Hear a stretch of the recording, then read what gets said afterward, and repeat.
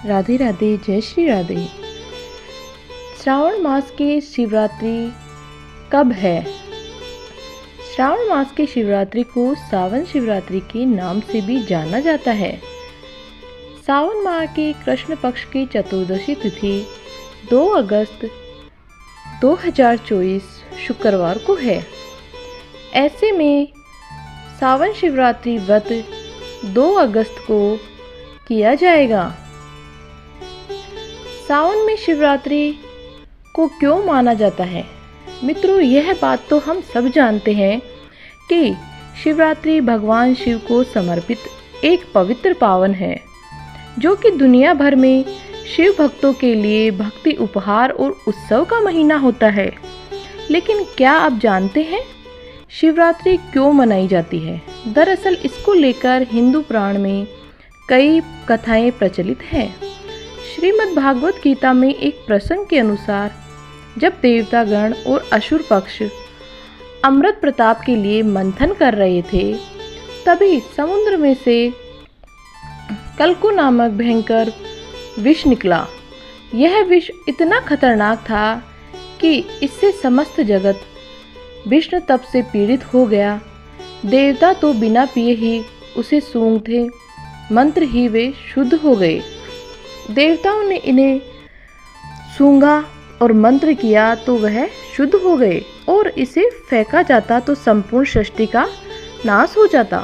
तब भगवान शिव ने संसार को इस मुसीबत से बचाने के लिए विष को अपने हाथों में लेकर पी गए, किंतु उन्होंने इसे निकाला ही नहीं, क्योंकि वो जानते थे कि उनके हृदय में रहने वाले भगवान को यह विश्व तनिक भी नहीं रखेगा, और संपूर्ण विष को अपने गले में रोक लिया। इसके प्रभाव से उनका गला नीला पड़ गया और यहीं से उन्हें नीलकंठ भी कहा जाने लगा।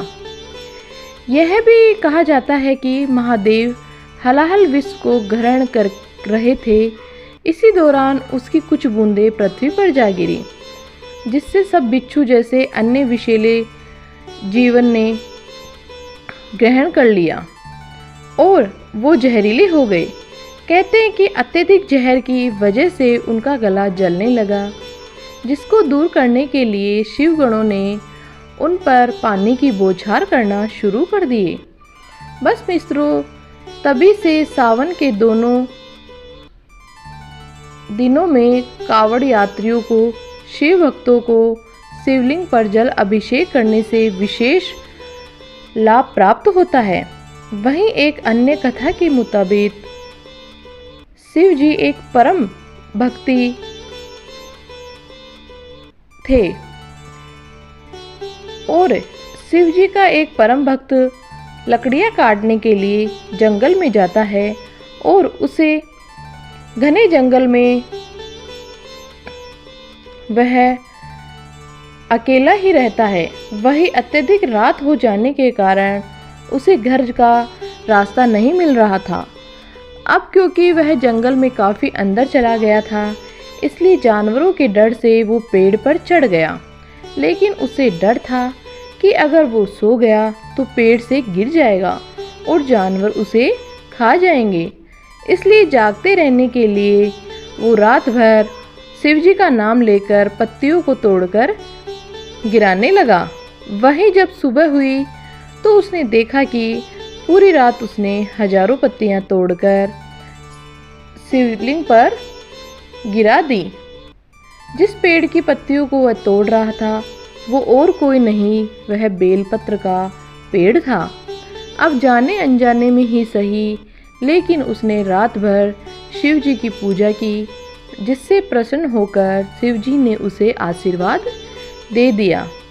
मित्रों, इसलिए शिवरात्रि के बाद तुरंत पेड़ फूलों से भर जाते हैं, धरती फिर से उपजाऊ हो जाती है, और यही कारण है कि पूरे भारत में शिवलिंग को उत्पत्ति का प्रतीक माना जाता है।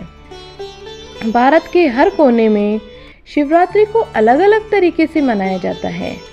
साथ ही शिव पुराण की अन्य कथा के अनुसार एक बार ब्रह्मा जी और विष्णु जी में श्रेष्ठ होने का विवाद छिड़ गया, जहां ब्रह्मा जी सृष्टि के रचयिता होने के कारण श्रेष्ठ होने का दावा कर रहे थे, तो वहीं भगवान विष्णु पूरी सृष्टि के पालनपुर कर्ता के रूप में खुद को श्रेष्ठ बता रहे थे। तभी वहां एक विराट लिंग का प्रकट हुआ। दोनों देवताओं में सहमति से निश्चय किया कि जो इस लिंग के चोर को पहले पता लगाएगा वही श्रेष्ठ माना जाएगा। अंत में दोनों विपरीत दिशा में शिवलिंग के चोर को ढूंढने निकल पड़े। अब चोर ना मिलने पर विष्णु जी वापस लौट गए, लेकिन ब्रह्मा जी ने केतकी के फूल की सुगंध खाकर उसने ये झूठ बोला कि वह उसे चोर तक पहुंच गए। ब्रह्मा जी के सत्य को सुनकर स्वयं शिव जी वहां प्रकट हो गए और उन्होंने ब्रह्मा जी का एक सर काट दिया और केतकी के फूल को श्राप दे दिया कि शिव जी की पूजा में कभी भी केतकी का फूल इस्तेमाल नहीं होगा। अब क्योंकि इस दिन पहली बार शिव जी ने खुद को शिवानी के रूप में प्रकट किया था, इसलिए इस दिन को बहुत ही शुभ विशेष माना जाता है। संपूर्ण जगत इसे शिवरात्रि के रूप में मनाता है। मान्यता है कि इस दिन शिव जी की पूजा करने से व्यक्ति को सुख समृद्धि प्राप्त होती है। तो मित्रों, आज के लिए बस इतना ही। अगर आपको यह वीडियो पसंद आई हो तो इसे लाइक करें और ज़्यादा से ज़्यादा शेयर कीजिएगा।